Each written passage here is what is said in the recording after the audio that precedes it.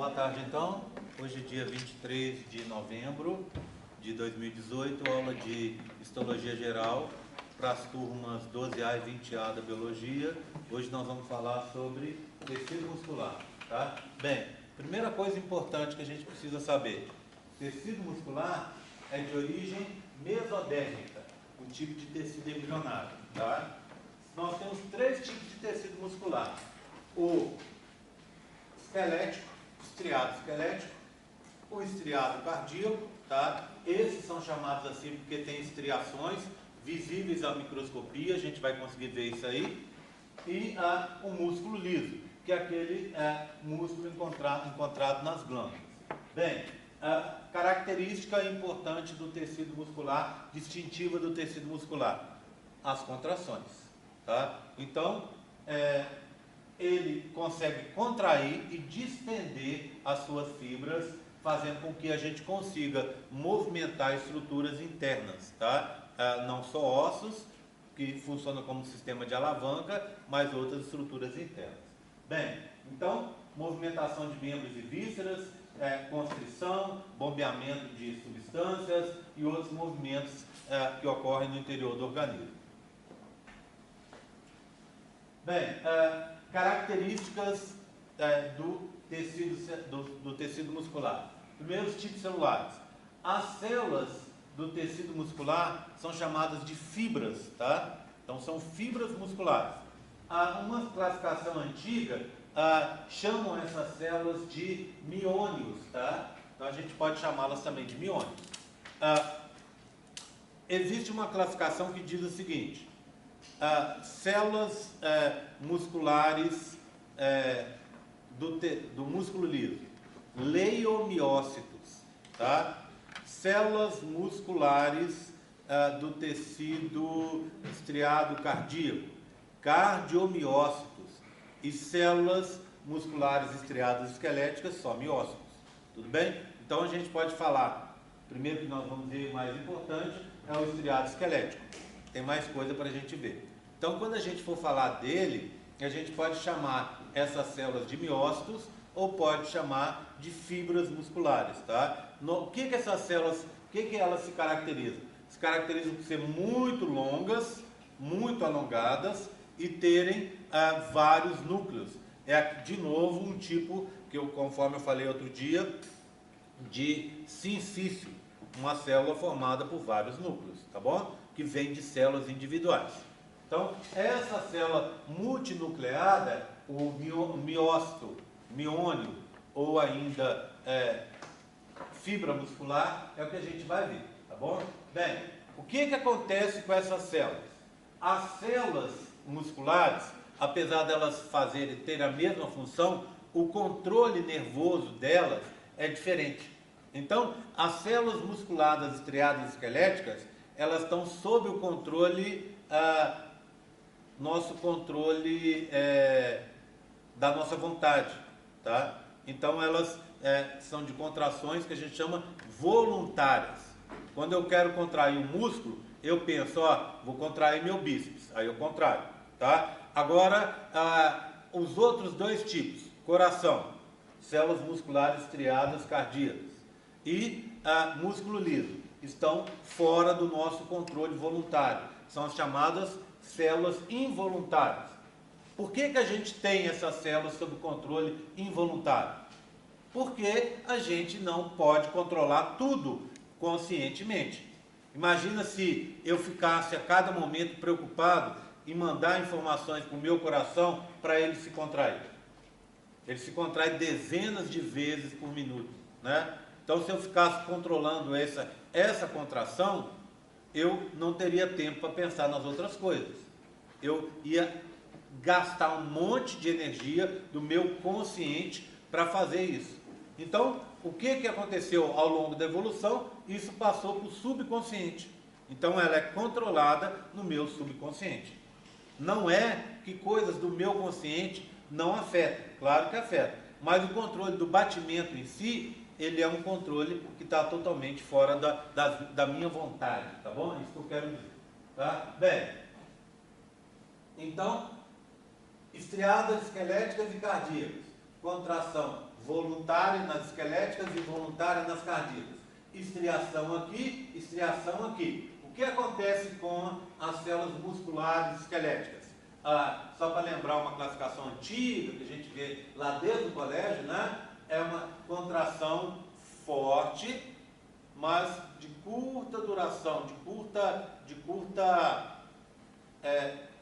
a gente consegue mantê-la por um curto espaço de tempo, não é? É só você chegar na academia e fazer, por exemplo, um exercício isométrico, que é aquele de você segurar, pegar um peso, por exemplo, e segurar assim. Outro dia lá em Belo Horizonte eu fui lá numa choperia e eles fizeram um concurso lá que era o seguinte, na HB. O concurso era o seguinte, pegar um canecão de chope de 1 litro e os caras que estavam concorrendo, pegar o caneco e ficar segurando na mão assim, ó. Ficar segurando na mão com o braço esticado. À primeira vista você pensa, fácil. Só que quando você vê o tamanho do caneco, você já dá uma desanimada, um canecão cheio de chope. E aí o que acontece? O cara que ganhou sofreu, mas você precisava do sofrimento do cara. Ganhar o quê? Ganhar no final o chope que ele estava segurando, tá? Então, para ganhar esse litro de chope, você viu o sofrimento dele. Por quê? Porque ele estava fazendo uma contração isométrica, que é aquela contração parada, né? Se você está contraindo e às vezes mexendo, estou contraindo, indo, vindo e tal, eu consigo um pouco mais de tempo, aguentar um pouco mais de tempo. Mesmo assim, tem um limite. Agora, se eu paro e contraio e fico segurando, aí é muito mais difícil, tá? Bem, então, a estriada esquelética, ela vai durar por menos tempo. A cardíaca, ela é forte, tá? Ela é de curta duração porque ela se repete. E a lisa, ela é fraca, bem mais fraca que as outras, mas ela aguenta por longo tempo o estresse, entendeu? Então ela consegue ficar por mais tempo contraindo. Bem, então tá aqui, ó. Aqui, por exemplo, tem um bíceps, né? Tá aqui. O que você tem de importante para esse caso aqui? Você tem duas coisas importantes que a gente vai ter que falar o tempo todo. A ação do sistema nervoso, em cima disso aqui, tá? É o que a gente chama placa motora, que vai dar informação, que vai controlar o funcionamento desse músculo e, óbvio, o sangue, que está levando nutrientes para que esse músculo se contraia, tá? Então, isso é o importante para ele funcionar. Músculo estriado cardíaco do mesmo jeito, né? E liso do mesmo jeito, tudo bem? Bem, células alongadas, fibras musculares, tá? Agora a gente tem alguns nomes especiais aqui que a gente tem que guardar. Esse tecido, por um motivo que eu desconheço, não sei porquê, esse e o tecido nervoso também, eles resolveram dar uns nomes especiais para coisas que a gente já conhece. Então, por exemplo, olha, a membrana plasmática no tecido muscular, eles chamam de sarcolema, é a membrana plasmática do músculo. O citoplasma, sarcoplasma. O retículo endoplasmático, retículo sarcoplasmático. As mitocôndrias, sarcossomas, tá vendo? Que é uso ocasional, não é muito utilizado não. Mas os outros sim. Então, ó, guarda. Sarcolema, sarcoplasma e retículo sarcoplasmático, de vez em quando a gente vai estar usando. Bem, vamos dar uma olhada numa fibra muscular cortada. Vamos dar uma olhada nessa célula gigante cortada. Quando a gente faz o corte dela, a gente vai ver umas coisas interessantes e bem diferentes do que a gente tem costume de ver. Então, ela é basicamente cheia por umas fibras, tá vendo? Olha, umas fibras, que por serem muito pequenas, a gente chama de miofibrilas. Fibrila, pequena fibra. Mio, muscular. Tá? São essas fibrilas, essas miofibrilas, que são responsáveis pela contração do músculo. A contração delas, tá? Numa região que a gente chama... Lembra, tudo de músculo tem sarco alguma coisa. Na região chamada sarcômero, que vai contrair a unidade contrátil do músculo, da fibra muscular, é o sarcômero que vai contrair. Então, essas fibrilas, elas são subdivididas em subunidades, que a gente chama de sarcômeros, tá? Agora, é uma célula muito comprida, tá? Então, ela é o envoltório desses feixes de sarcômeros. Olha, um feixe aqui, outro feixe do lado de cá, tá vendo? Olha, um sarcossomo, uma mitocôndria aqui, o sarcoplasma é o citoplasma dela, tá? E olha que coisa interessante, aqui tem um núcleo, tá vendo? Ela tem uma série de tubinhos aqui indicados de roxo, tá vendo? Esses tubinhos aqui, ó. Esses tubinhos, eles são são entradas, são como se fossem, a gente chama de cisternas. Então imagina, você tem a membrana plasmática, ela faz um buraco e entra para dentro da célula, tá? Ela atravessa a célula. Por quê? Imagina, ó, isso aqui é fininho. Se eu quisesse contrair isso aqui, imagina que isso aqui fosse um músculo. Se eu quisesse contrair, faço. Eu contraio ele inteiro. Mas o músculo não é assim. Ele, se a gente fosse dar um exemplo, tá fechado? Tá. Ele seria uma coisa bem mais grossa, tá? E aí o que acontece? Se eu mando a informação lá do sistema nervoso, lá da placa motora, tá? Para contrair, eu não conseguiria contraí-lo todo ao mesmo tempo, entendeu? Porque ele é muito grosso, ela é muito grossa. Então, justamente para facilitar, tem uns buracos na membrana plasmática, também revestidos de membrana plasmática, como se fossem uns túneis, que atravessam essa célula de fora a fora, de um lado para o outro, tá? Aí o que acontece? Lembra aquela história da despolarização, que vai fazer com que aconteça alguma coisa, transmissão do impulso nervoso? Lembra disso? Para você contrair, tem que ter a despolarização aqui. Se você fizesse a despolarização só aqui em cima, você ia contrair só as que estão mais na beirada. As do meio você não ia conseguir. Como você tem esses túneis de membrana plasmática atravessando de um lado para o outro, você consegue uma contração integral. A todas esses sarcômeros que estão em miofibrilas, nessa que está mais perto, nessa que está aqui, ó, nesse que está bem no meio, tá vendo? Todos eles se contraem ao mesmo tempo. Então você consegue a transmissão dessa contração. São duas coisas que a gente consegue ver. Tá vendo um buraquinho? Ó? Olha o buraquinho atravessando. É amarelo, tá vendo? Por quê? Porque é a membrana plasmática. Olha, ele atravessa de fora a fora, tá vendo? E aqui, ó, você tem um monte de outras estruturas que são o retículo sarcoplasmático. Então, a informação para contrair entra pelo buraquinho, vem por aqui, ó. Aí vem despolarizando, entra por aqui, ó, por esse túnel, ó. Entrou. E quando ela entra, o que acontece? Vai afetar toda essa região que está aqui, ó, o retículo sarcoplasmático. É o que a gente chama túbulos T. Eu vou mostrar daqui a pouco para vocês. Então isso aqui é um túbulo T, tá vendo? É um túbulo T. Então ele vai contraindo e o retículo sarcoplasmático, essas cisternas do retículo sarcoplasmático começam, quando chega a onda de despolarização ali, sabe o que elas fazem? Liberam cálcio. E o cálcio é essencial para a contração muscular. É o cálcio que vai agir lá dentro, lá no sarcômero, fazendo com que ele se contraia com um mecanismo que eu vou mostrar daqui a pouco. Tudo bem? Tranquilo? Então, essa é a estrutura, tá vendo? É uma estrutura de uma célula bem diferente do que a gente está acostumado, né? É uma coisa bem diferente da célula que a gente vê, que a gente aprendeu lá na citologia. Então, é uma estrutura diferenciada, tá? Mas que é assim porque ela tem a ver com a contração dessa célula gigante aqui, tá? Túbulo T ou túbulo transversal. O T é de transversal, tudo bem? Por que transversal? Porque atravessa de forma transversal. Então você tem, imagina, ó, a célula está aqui.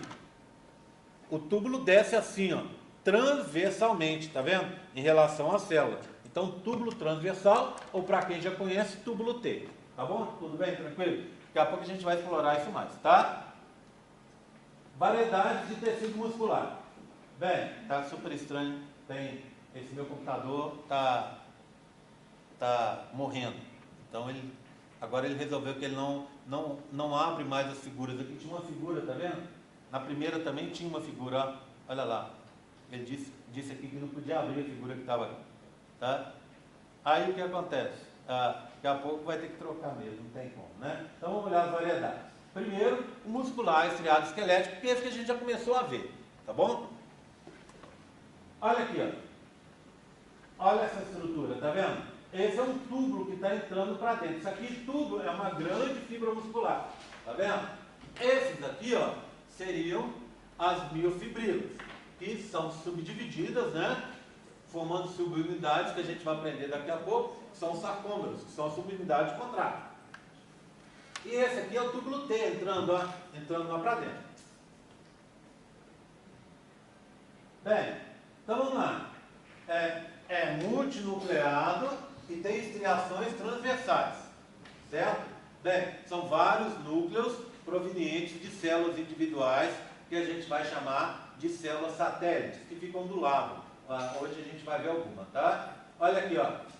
Você tem desde fibras fininhas com 10 micrômetros até grandes, com 100 micrômetros ou até mais. Então você tem músculos dos mais diversos. Por exemplo, eu tenho aqui no meu olho músculos muito pequenininhos que estão relacionados com mover a minha lente para lá e para cá, para que eu consiga enxergar direitinho. Então eu tenho músculos muito pequenos, mas também tenho músculos enormes, tá? Nesse músculo da perna aqui da coxa, que é o quadríceps, que é um músculo só. Tá? Então eu tenho as células mais diversas aqui, tamanhos mais diversos. Bem, essas fibras são todas as fibras, fibra é célula, tá bom? As fibras são sempre organizadas de formas paralelas. Então se eu tenho uma fibra aqui, imagina o músculo da minha coxa, eu tenho uma fibra assim. As outras vão estar em posição paralela, sempre paralela. Não faz sentido eu ter algumas assim e outras assim. Por quê? Porque o músculo faz uma força com direção. Eu não posso ter um músculo espalhado em todas as direções, porque aí ele perde em força, tá? Eu só tenho isso, em alguns casos, na realidade nem é assim, né? Eu tenho feixes, eu tenho um feixe numa direção, noutra direção, quando eu quero, por exemplo, contrair um órgão, aí eu tenho, tá? Porque um puxa para um lado, outro puxa para o outro e o órgão é contraído. Nesse caso aqui de um músculo que está ligado aos meus ossos, a função dele é puxar os ossos. Puxar vai fazer com que eu dobre a minha perna, tá? Vai fazer com que eu levante isso aqui. Então, essa é a função dele. Então, as fibras têm que estar localizadas no mesmo direcionamento. Bem, o que eu tenho? Vamos pensar que a gente viu um tecido, o primeiro deles, a cartilagem, que não tinha vasos nem nervos. Nós vimos um segundo, na aula passada, os ossos, que era bastante vascularizado e tinha nervos. Esse caso aqui, muito vascularizado, com nervos também. Tá? Por quê? Porque ele é muito ativo metabolicamente. Então, entre as fibras, eu vou achar um montão de capilares, tá? Levando sangue com oxigênio, levando glicose para ele funcionar, né? Levando um monte de coisas. Eu até tenho algumas coisas assim interessantes, porque o músculo ele gasta muita energia. Por exemplo, academia. Eu estou fazendo agora exercícios, estou querendo perder peso. Então, estou fazendo exercícios para músculos grandes. Então eu faço muito agachamento, faço muito leg press, para músculos grandes no meu corpo. Por quê? Porque aí eu queimo mais energia, certo? E quando você faz o exercício, como é que funciona o exercício? Vai lá na academia, você pega o peso, está lá, né? Você pega, vou fazer uma rosca direta, de novo bíceps, tá? Vou pegar e vou fazer. O que acontece? Por que você faz o exercício?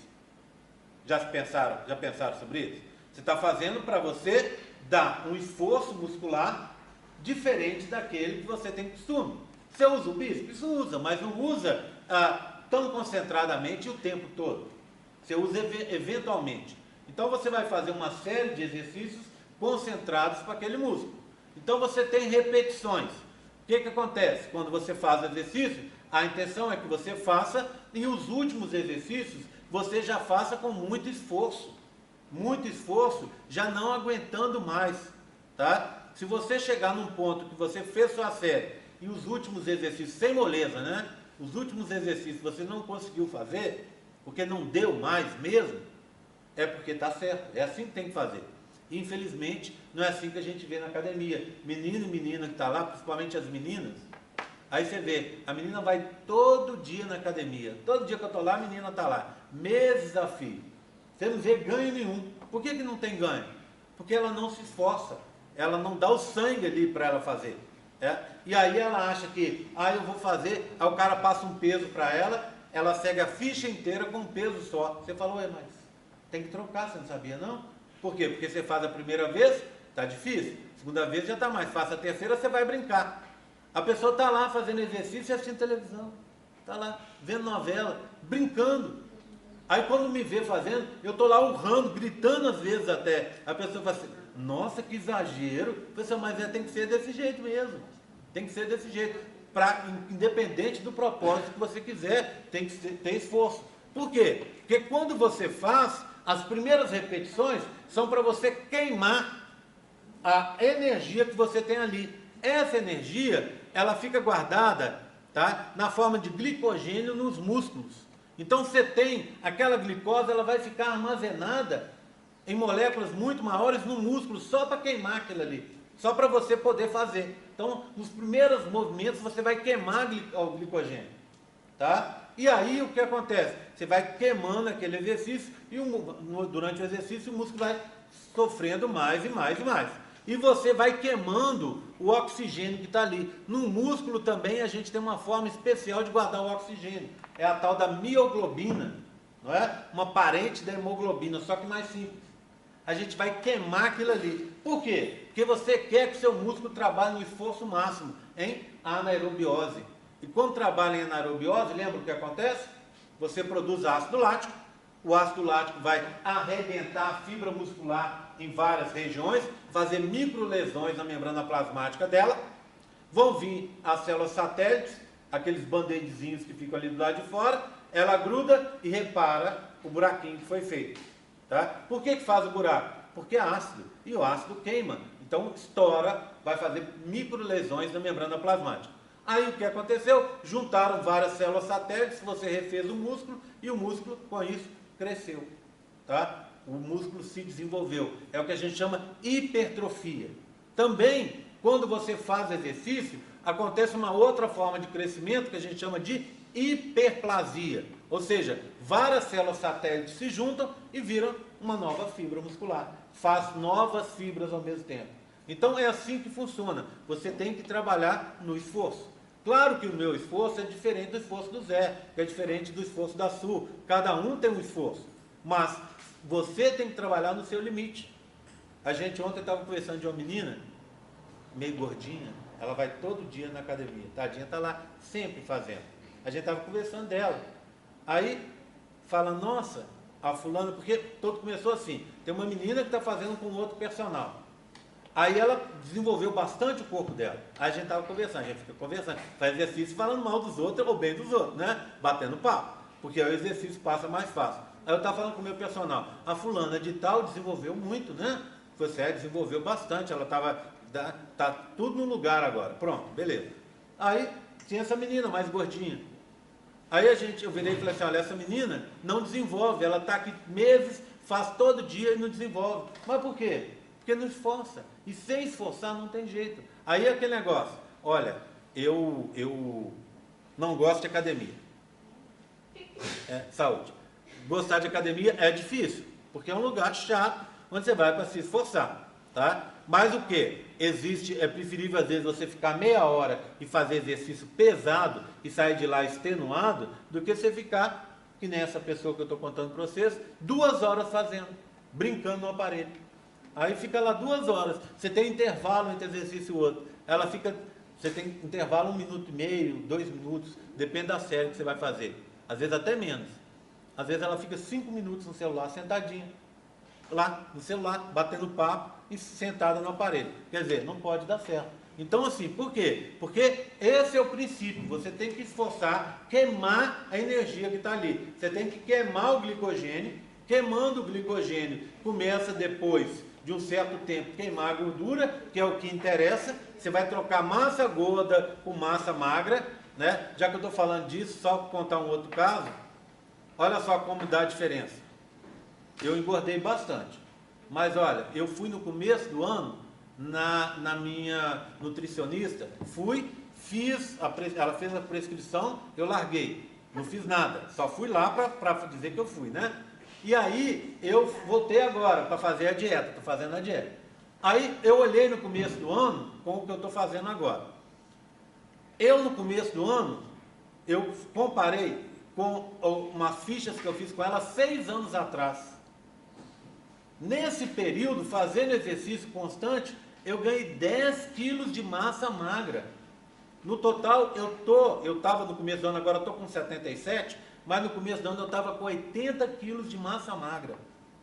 Aí, quando eu cheguei para o meu personal e falei com ele, olha, eu estou querendo emagrecer. Ele falou assim, olha, eu estou querendo emagrecer para chegar, sei lá, uns 80 quilos. Aí ele caiu na risada e falou assim, não tem como você chegar em 80 quilos. Você chegar em 80 quilos, você tem que perder massa magra. Tá? E perder massa magra a gente não quer. Você vai na academia para você ganhar massa magra. Né? Então, assim, dá resultado se você se esforçar. Se não se esforçar, está ali se enganando e perdendo tempo. Tá? Bem, então, depende muito do diâmetro para a força da fibra muscular. Tá? Vai depender do diâmetro dela. E esse diâmetro você pode aumentar. E o bacana é o seguinte, exercício físico é para a vida inteira. Você deve fazer na sua vida inteira, desde criança até velhinho. Se você faz, inclusive, já tem costume de fazer, para fazer também na gravidez, tá? Claro que é orientado sempre, né? E você cria o que a gente chama, entre aspas, uma memória muscular. Porque você vai criar fibras novas e você vai ter aquele músculo pro resto da vida. Você pode fazer agora, parar e voltar daqui a 20 anos, que você vai ter aquelas fibras, menos quantidade, mais fininhas, mas elas vão estar aí. Então você vai ganhar, vai ganhar para sempre essas fibras, né? Tá? Então assim, isso é muito bacana, né? Então hoje se sabe da importância de você estar fazendo uma musculação. Bem, aqui então, Pedro, vou começar a te abusar de você agora. Vai lá, vai. Olha aqui, ó. Pedro já sabe que o aborrecimento é grande, né, Pedro? Olha aqui, ó. Eu tenho um músculo estriado esquelético aqui, ó. Certo? Olha aqui. Aqui está uma fibra, uma célula. Aqui está outra célula. Tá? O que é isso? Aqui tem outra. Aqui tem mais uma. Tem um espaço entre elas, tá vendo? Tecido conjuntivo, ó. Tecido conjuntivo. Certo? Onde tem vasos sanguíneos, etc. Tá? Aqui eu estou vendo a fibra de perto, olha aqui, ó, a fibra de perto. Aqui são núcleos, olha, núcleos dessa fibra, dessa de baixo. E aqui o núcleo provavelmente da fibra de cima. Aqui está vendo outro núcleo também. Tá? Repara numa coisa, por isso que eu pedi para o Pedro apagar a luz. Olha aqui, ó, olha as estriações, tá vendo? A gente chama de bandas claras e bandas escuras, tá? Isomorfas e anisomorfas, tá? Então, aqui, então elas. Isso aqui, a gente vai ver daqui a pouquinho, depende do posicionamento dos sarcômeros, que a gente vai aprender daqui a pouco, tá? Bem, muitas mitocôndrias para dar muita energia, né? A coloração dele vai do rosa ao vermelho, tá? Tem mioglobina, que é aquela, lembra, ó, a hemoglobina são 4 cadeias. A mioglobina é uma cadeia só. A hemoglobina, 4 moléculas de oxigênio por cadeia, né? 4 no total aqui. Essa aqui uma só, mas é um luxo, né? Apesar de ser uma só, é um luxo, um tecido que tenha moléculas de transporte de oxigênio só para ele, tá? Então, são mais compactas, mais resolvem, tá? Bem, tipos de fibra. Você tem as brancas, as vermelhas e as intermediárias, tá? E isso vai depender do diâmetro da fibra, da presença de mioglobina, do número de mitocôndrias, tá? Da estrutura dele. Olha aqui, ó, que interessante, olha. Você tem as brancas e as vermelhas. As cores são bem diferentes, tá vendo? Tá? As brancas são mais pobres em glicogênio, as vermelhas são ricas em glicogênio, tá? As brancas é o contrário. Olha que interessante. Zé, qual que é a branca para você aqui? A branca seria essa, né? Uhum. E essa seria a vermelha. Essa vermelha, essa branca, é o contrário. A branca, ela fica mais corada. e a vermelha menos corada, né? Tudo bem. Fazer o quê, né? Olha, a branca é de contração rápida e forte, tá? Só que é fadiga mais fácil. Se você quiser apostar, por exemplo, vamos pegar um conhecido aí, o Bolt, o Usain Bolt. Se você quiser apostar com ele uma corrida, jamais chame ele para apostar corridas curtas. Por quê? Porque o Bolt é rico em fibras brancas, de fadiga fácil.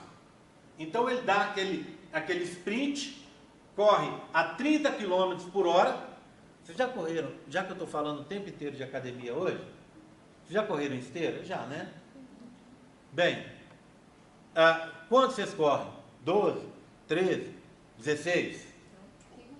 16 é difícil segurar, né? Se você botar 16, é super perigoso você cair. Você perder o equilíbrio ali, você enrolar as pernas e cair, tá? Bem, o Bolt corre a 30 por hora, tá? Igual um carro praticamente, né? Um carro devagar. Ele corre, só que ele corre o quê? 200 metros. Qual que é a diferença do Bolt em relação aos caras? É que os caras começam a correr, né? E quando chega de 75 para frente, vamos pensar nos 100 metros, dos 75 para completar o final ali, os últimos 25, os caras, a fibra já cansou, já fadigou e os caras desaceleram. O Bolt conseguiu tudo que ele conseguiu, porque nos últimos 25, a fibra dele ainda tinha força para ele continuar acelerando. Entendeu? Então, assim, muita prova, ele ganhou no final, porque a largada dele é péssima, e aí, só que do meio para frente, ele se sobressai e deixa a turma toda para trás. Agora aqui, ó, fibras vermelhas, ricas em glicogênio, se coram um pouco, contração vagarosa e repetitiva, só que mais fraca, tá? Fadiga mais difícil. Keniano em prova. Esse ano foi incrível. Foram várias maratonas muito bacanas. Dizem assim, outro dia eu estava lendo uma reportagem, o cara falando o seguinte: você espera emoção num jogo de basquete, num jogo de futebol, num jogo de vôlei, mas numa maratona você vai esperar emoção? Dizem que esse ano acho que são 4 ou 6 as principais maratonas do mundo, acho que são 6. É um circuito. E essas maratonas, elas tiveram coisas extraordinárias. Por exemplo, teve até uma maratona muito famosa, que é de Boston, que foi ganha por um cara, um japonês que é amador. Ele não é profissional, ganhou a maratona. Quer dizer, imagina que sonho. O cara correndo só com um atleta que vive disso, que é profissional, e ele ganhou. Dizem que o tempo estava muito úmido, estava uma coisa estranha, etc, etc, e baixou muito o tempo da prova, e esse cara conseguiu ganhar com 2 horas e 15, tá? Não a maratona de Nova York, eu acho que foi de Nova York, ou Berlim, teve a quebra do novo recorde mundial. A maratona o recorde mundial dela, você sabe que é 42 km, 150 metros, né? Ela está em 2 horas e 1 minuto e meio, eu acho.